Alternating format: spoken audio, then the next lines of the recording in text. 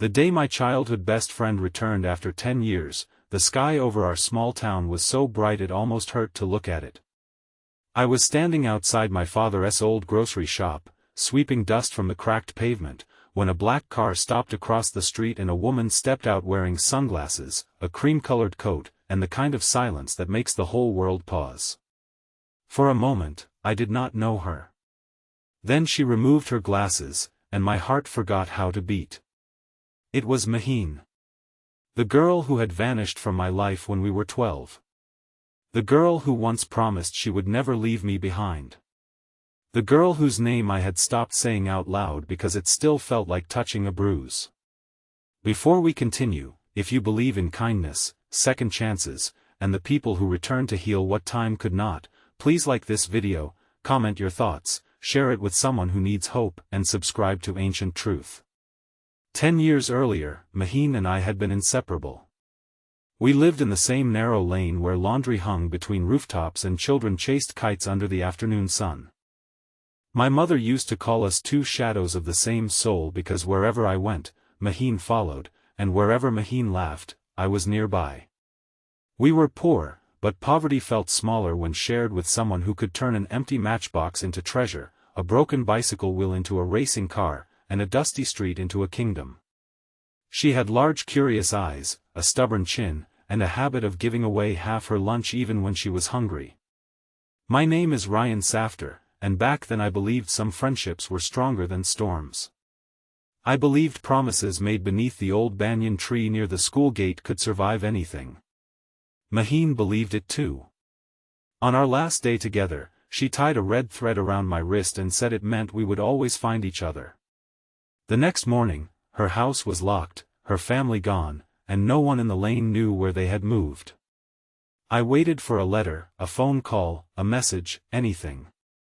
Nothing came. Years passed. The red thread faded, then snapped. My mother died when I was 17, and my father's health began failing soon after. I took over the grocery shop, gave up my dream of becoming a filmmaker, and learned how heavy daylight could feel when every morning looked exactly like the last. I became the kind of man who smiled politely but never too much, who helped neighbors but never asked for help, who kept old memories folded deep inside like clothes from a life that no longer fit. Then Maheen returned. She stood across the road in the golden daylight, looking older and beautiful in a tired way, as if the world had praised her and punished her at the same time. I wanted to run toward her. I wanted to ask why she left. I wanted to say she had no right to return with those same eyes after 10 silent years. Instead, I kept holding the broom like a fool while dust moved around my shoes. She crossed the road slowly. When she reached me, she looked at the shop sign, then at my face, and whispered that she had hoped I would still be here. Her voice carried the past inside it.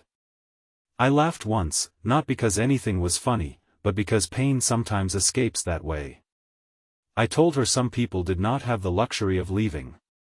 She lowered her eyes, and for a second I saw the girl from the lane again, the one who could not hide guilt even when stealing mangoes from old Haji Karim's courtyard. Maheen did not explain everything that day.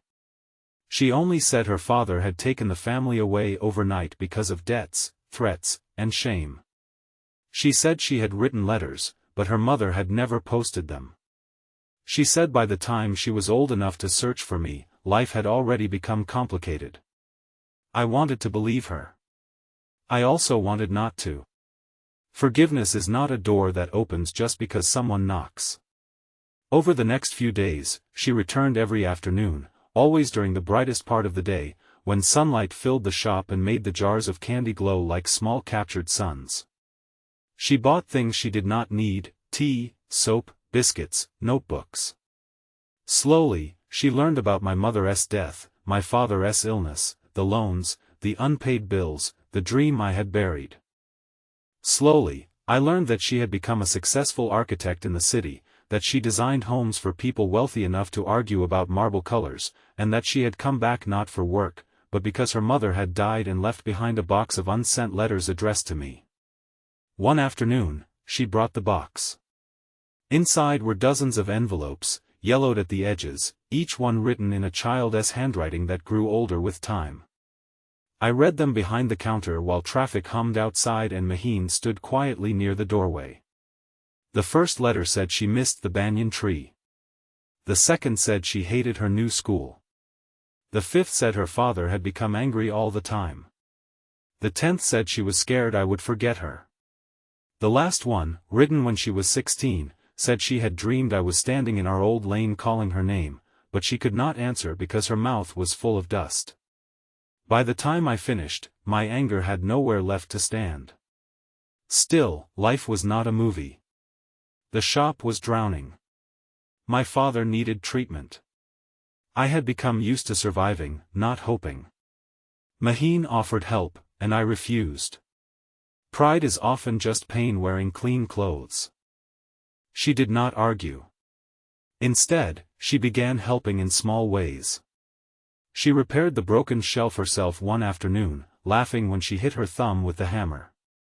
She painted the faded shop sign on a Sunday morning. She convinced local women to sell homemade pickles and snacks through our shop, turning one dusty corner into a bright little display. Customers began returning. My father, who had watched me carry the world alone for years, started smiling again. But the biggest change happened inside me. Maheen reminded me that I had once wanted more than survival. She found an old camera in our storeroom, the one my mother had bought second-hand before she died, and placed it on the counter.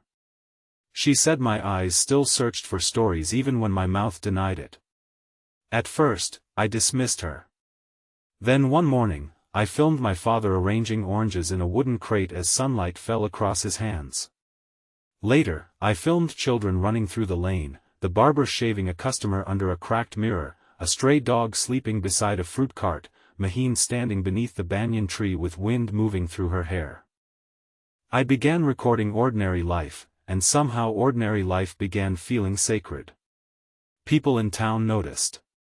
They asked me to film weddings, school events, small family moments. For the first time in years, money came in from something that did not feel like defeat. My father's treatment continued. The shop improved.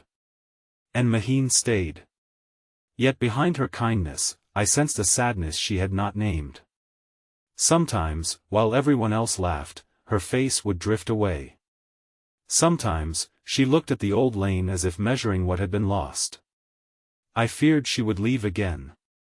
I feared asking her to stay. Love, when it grows from an old wound, is both beautiful and terrifying. The question came on a bright Thursday afternoon. The sky was clear, the bazaar alive, the air filled with the smell of hot bread and wet earth from a leaking roadside pipe. Maheen asked me to walk with her to the banyan tree. We stood beneath its wide shade, where our childhood promises still seemed to hang between the branches. She took out a red thread from her pocket, fresh and bright, almost exactly like the one she had tied around my wrist 10 years before. Her hands trembled. She told me she had been offered a major project abroad, the kind of opportunity people dream about. She said she was supposed to leave in 3 weeks. My chest tightened, but I said nothing. Then she looked at me with tears in her eyes and asked the one question that changed everything. She asked, "Rayan, if I choose to stay this time, will you let me belong here again?" I had prepared myself for many questions. Why did you never search for me? Do you hate me? Can we start over? But not that. Never that. Because beneath her question was a fear deeper than leaving. It was the fear that returning did not mean being welcomed. It was the fear that some doors, once closed by time, could never be opened again. I looked at the woman in front of me and saw every version of her at once, the little girl sharing lunch, the frightened daughter pulled away in the night, the teenager writing letters no one sent, the adult standing in daylight asking permission to come home. And I understood something then. We spend so much of life blaming people for disappearing, without knowing who locked the door from the other side. We hold anger because it feels safer than grief. But sometimes the person who left was also lost. I took the red thread from her hand and tied it around my own wrist. I told her she did not need permission to belong, but if she was asking whether I wanted her to stay, then yes. Yes, with all the broken years between us. Yes, with all the letters, silence, pain, and healing. Yes, not because the past could be erased, but because the future was still unwritten. Maheen cried then, not loudly, not dramatically, but with the quiet relief of someone who had been carrying a heavy suitcase for 10 years and had finally been allowed to put it down. I cried too. Around us, the town continued breathing. A cart rolled by. A child laughed. Sunlight flickered through the banyan leaves. Nothing magical happened, and yet everything changed. She did not go abroad. Instead, Maheen redesigned the old grocery shop into something our town had never seen before, half store, half community space, with shelves for local women's products, a reading corner for children, and a small wall where I screened short films about ordinary people and their extraordinary courage. We named it the Red Thread. My father said my mother would have loved it. On opening day, people filled the street. Children sat cross-legged on mats. Old neighbors wiped their eyes when they saw footage of the lane from sunrise to sunset. Maheen stood beside me, and for the first time, she looked peaceful. Months later, my first short film was selected for a small festival in the city. It was about a girl who left, a boy who waited, and a town that remembered them both. When my name was announced, I looked into the audience and saw Maheen clapping with tears on her face. In that moment, I realized she had not returned to rescue me. She had returned carrying her own broken pieces, and somehow, by helping each other, we had both become whole. Before the ending, please comment I believe in second chances if this story reminded you of someone you still carry in your heart. And if this story touched your heart, please like, comment, share this video, and subscribe to Ancient Truth. Your support helps more stories of kindness, healing, and hope reach the people who need them most. Years have passed since that bright afternoon beneath the banyan tree, but I still wear a red thread around my wrist. Not because I am afraid of losing Maheen again, but because it reminds me of what love really is. Love is not always a grand confession or a perfect beginning. Sometimes love is a dusty shop at noon. Sometimes it is a box of letters that arrived too late. Sometimes it is choosing to listen when anger tells you not to. Sometimes it is one question asked with trembling lips after 10 years of silence. My childhood best friend returned after 10 years and asked me if I would let her belong again. And in saying yes, I finally came home too.